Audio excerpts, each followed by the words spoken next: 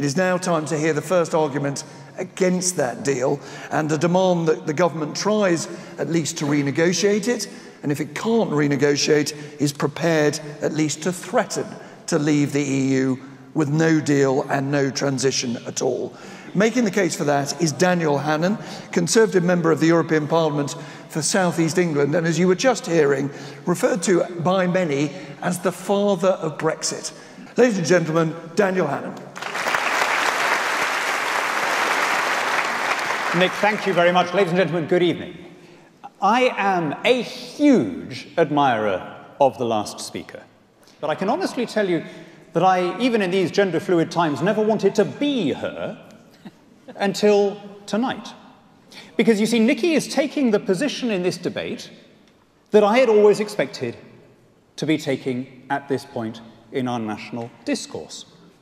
I was never one of those leavers who are, by the way, extraordinarily few, who wanted a WTO terms deal. It seems to me obvious, almost too obvious to need stating, that we should have the closest and friendliest relations with our immediate neighbours compatible with being a sovereign democracy.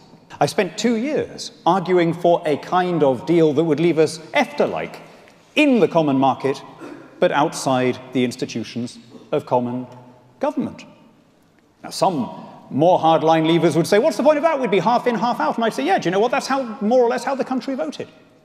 So I always expected now to be arguing for a moderate and reasonable form of Brexit. But you see, when I said half in, half out, I was making the assumption that we would aim to keep the good half and junk the bad half.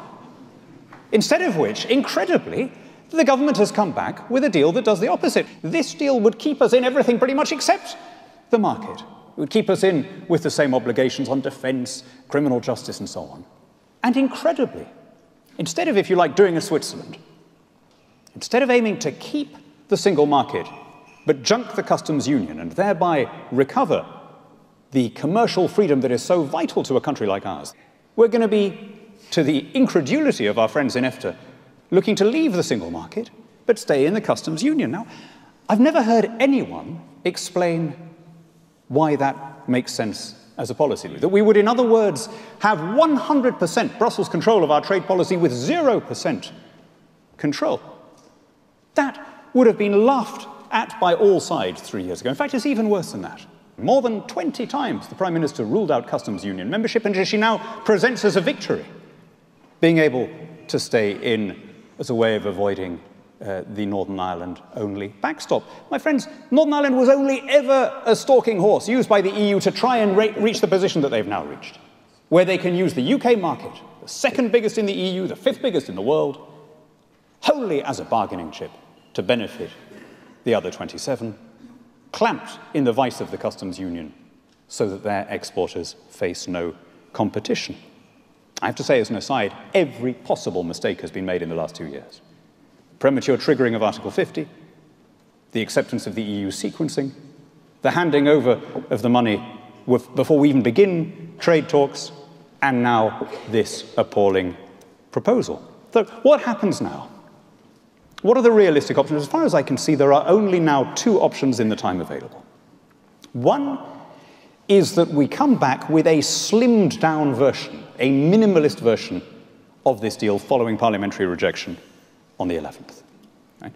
Almost all of the objection to this deal, there are 585 pages of it, focus on the 175 pages that pertain to the Irish backstop.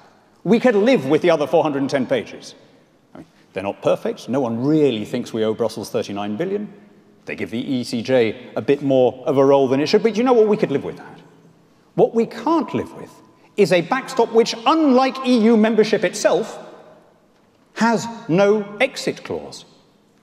That is the kind of deal that a defeated nation signs under duress. We either go back and say, look, can we at least agree the uncontentious stuff here? Are we really going to say that we're going to junk the idea, for example, of reciprocal rights for each other's citizens?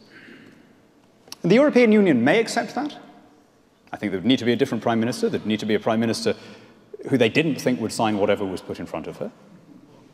It's possible. Or it is possible that the European Union may say, no, we're going to put politics before economics, we want to make an example of you, we're prepared, if necessary, to pay a price in order to be vindictive?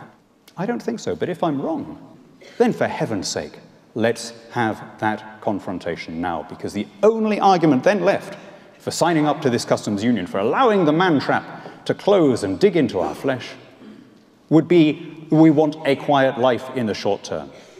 My friends, you will find it better policy to say we never pay anyone Danegeld, no matter how trifling the cost, for the end of that game is oppression and shame, and the nation that plays it is lost.